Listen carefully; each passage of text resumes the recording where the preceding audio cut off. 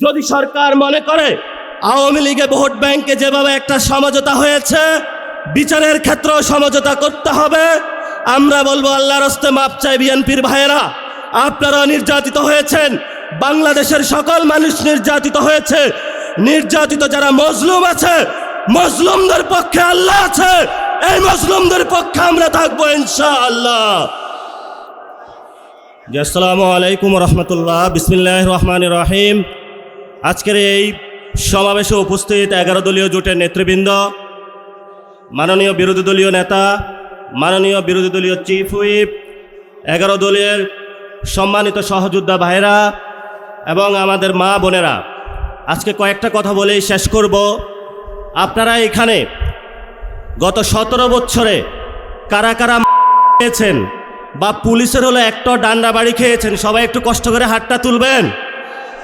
এই যে অধিকাংশ লোক গত 17 বছরে এখানে হলো নিগৃহীত, নির্যাতিত। এবং আজকে আমাদের যে ব্যানারের শিরোনাম সেটা আমরা দিয়েছি আওয়ামী ফ্যাসিস্ট কর্তৃক সংগঠিত সকল গুম, খুন ও গণহত্যার বিচারের দাবিতে। গত 17 বছরে বাংলাদেশে কয়েক হত্যা সংগঠিত হয়েছিল। 28 অক্টোবরে একটি সংগঠিত হয়েছিল, শাপলাতে একটি গণহত্যা হয়েছিল, 24-এ একটি গণহত্যা সংগঠিত হয়েছিল, পিলখানায় হত্যা সংগঠিত হয়েছিল। আর অসংখ্য মা বোনের কোলের কত সন্তান যে নিবৃতে চলে গিয়েছিল, সে মুকাদ্দাস ওয়ালি থেকে শুরু করে, সেই নোমানি বাই থেকে শুরু করে বাংলার প্রত্যন্ত অঞ্চলে কত রাজপথ যে রঞ্জিত হয়েছিল রক্তে, সেগুলো বাংলার আকাশ বাতাস এখনো সাক্ষী আছে। কয়েকদিন আগে প্রধানমন্ত্রী একটি বক্তব্য দিয়েছিলেন যে আমার যে মেরুদণ্ডটা ভাঙা হয়েছিল, আমি যদি প্রতিশোধ নেই তাহলে কি আমার মেরুদণ্ড ফেরত পাবো কিনা, তিনি এই বক্তব্যটা রেখেছিলেন। আমি সবিনিময়ে মাননীয় প্রধানমন্ত্রীর কাছে জানাতে চাই, এই যে এখানে এতগুলো মানুষ উপস্থিত হয়েছে, যাদেরকে অন্ধকার প্রকোষ্ঠে রাখা হয়েছিল, যাদের বাপকে হলো থানায়, জেলায়, পুরো বাংলাদেশের বিভিন্ন কারাগারে ঘুরানো হয়েছিল, এই মানুষগুলো প্রতিশোধ চায় না, কিন্তু আমরা বিচারে বিশ্বাসী। আমরা বাংলাদেশে বিচার চাই। যদি বিএনপি সরকার বাংলাদেশে আমাদের এই মজলুম মানুষের বিচার করতে সক্ষম না হয়, ইনশাআল্লাহ 11 দলীয় জোট আগামী নির্বাচনে ক্ষমতায় গিয়ে আওয়ামী ফ্যাসিস্ট আমলের সকল গুম, খুন, নির্যাতন এবং জুলুমের বিচার বাংলার মাটিতে করবে ইনশাআল্লাহ। বিচারের দাবিতে আমরা মাঠে ছিলাম, আছি, ভবিষ্যতে থাকব। বিচার নিয়ে আমরা কোনো 1 সেকেন্ডও কোনো কম্প্রোমাইজ করব না। যদি সরকার মনে করে আওয়ামী লীগে ভোট ব্যাংকে যেভাবে একটা সমঝোতা হয়েছে, বিচারের ক্ষেত্রেও সমঝোতা করতে হবে, আমরা বলবো আল্লাহর হস্তে মাপ চাই। বিএনপির ভাইয়েরা, আপনারা নির্যাতিত হয়েছেন, বাংলাদেশের সকল মানুষ নির্যাতিত হয়েছে। নির্যাতিত যারা মজলুম আছে, মজলুমদের পক্ষে আল্লাহ আছে, এই মজলুমদের পক্ষে আমরা থাকবো ইনশাআল্লাহ।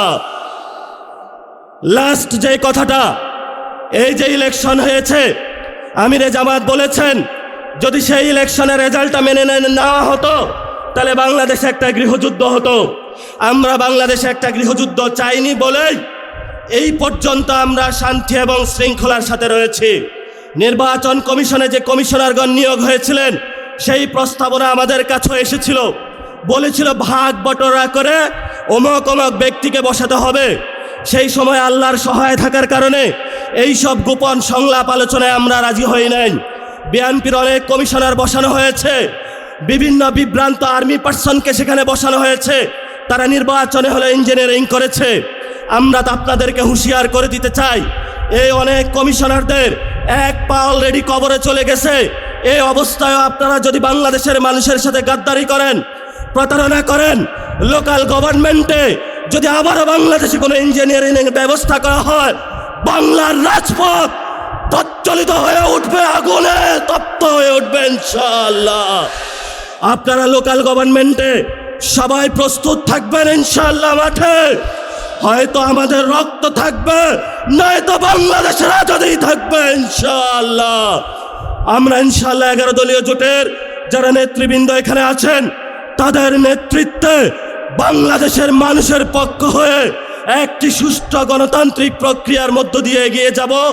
এটাই বাংলাদেশ, এটাই আবু সাঈদের বাংলাদেশ, এটাই হলো শহীদ মুগ্ধের বাংলাদেশ, এটাই হলো শহীদ ওয়াসিমের বাংলাদেশ। সবাইকে আসসালাম। রাজপথে থাকবেন, রাজপথ ছাড়বেন না।